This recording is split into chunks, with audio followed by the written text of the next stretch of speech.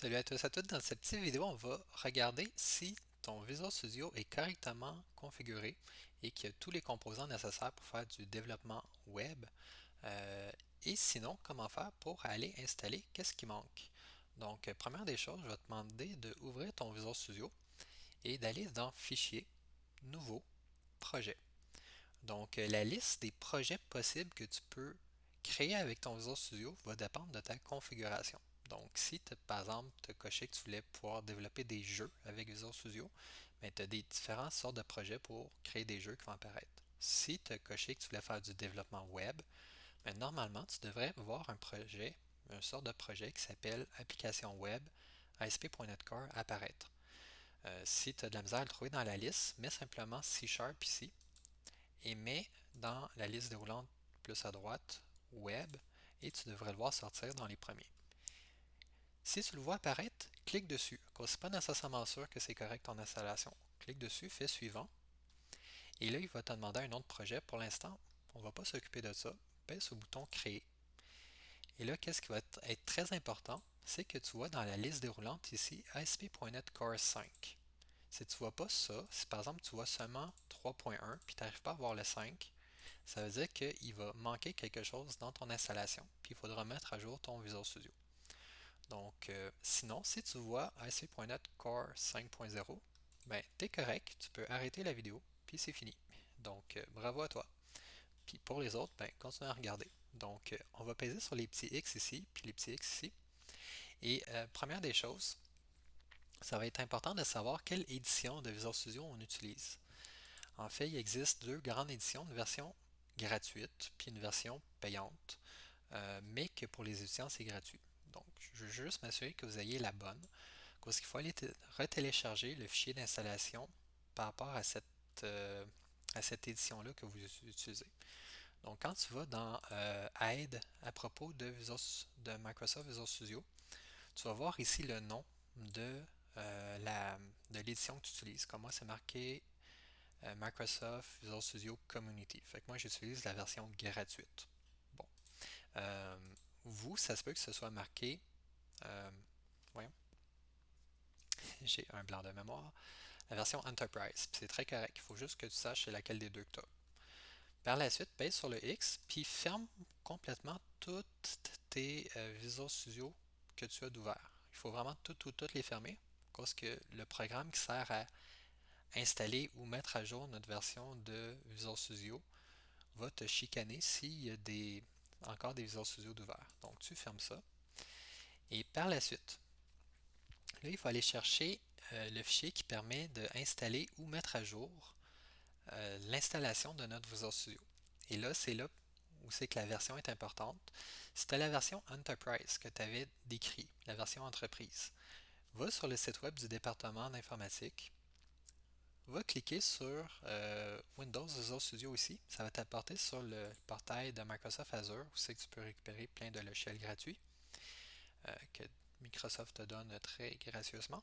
Et en cliquant sur Visual Studio Enterprise, tu vas voir le lien ici pour télécharger ton Visual Studio Enterprise. Puis finalement, ce fichier-là, quand tu vas double-cliquer dessus, ça va partir l'installateur slash le modificateur d'installateur de ton Visual Studio.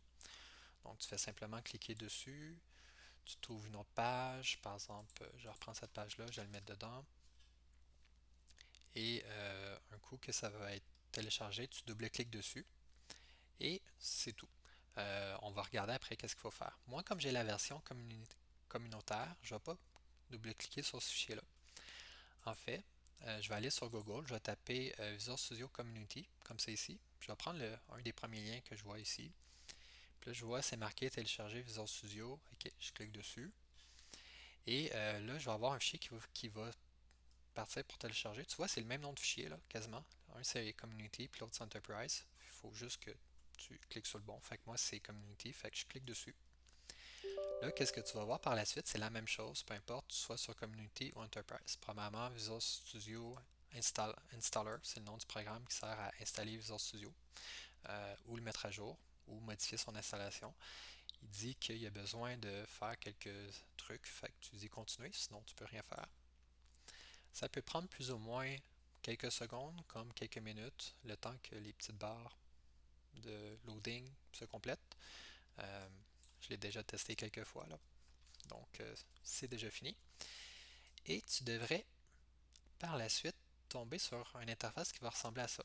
Bon, si tu n'as pas la dernière version de Visual Studio, parce que Visual Studio, ils sortent quand même des mises à jour, pas très très fréquemment, mais mettons à chaque 2-3 mois, il y a des mises à jour qui sortent.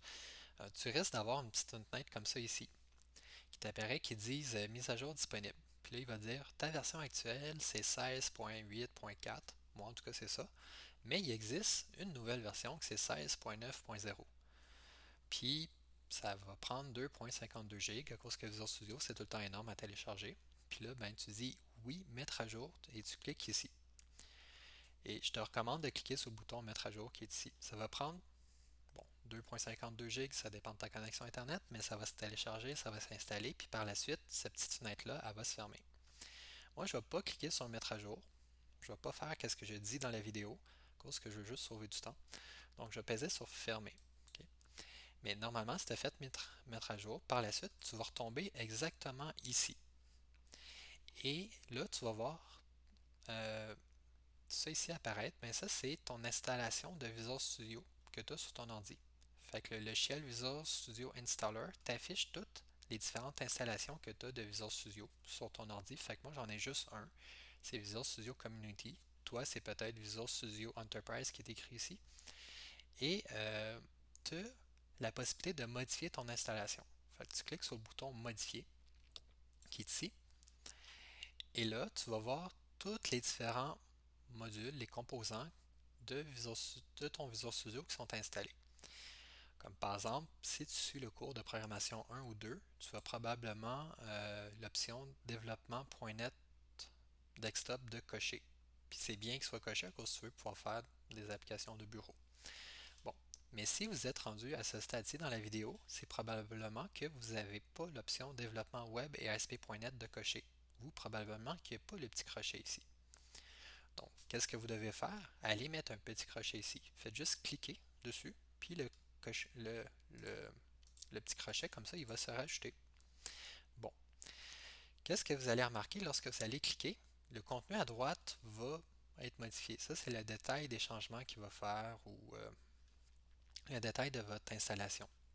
OK.